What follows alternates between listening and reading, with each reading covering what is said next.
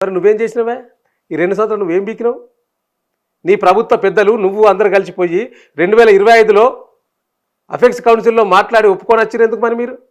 299 కేసీఆర్ అప్పుడు ఒప్పుకోడు, మేము ఒప్పుకోం, మాకు ఇట్లా వాటా కావాలని చెప్పి ఎందుకు కొట్లాడలేదు? నువ్వు అదే పత్రాల మీద సంతకాలు పెట్టొచ్చినావు కదా నీ ప్రభుత్వం వచ్చినాక కూడా.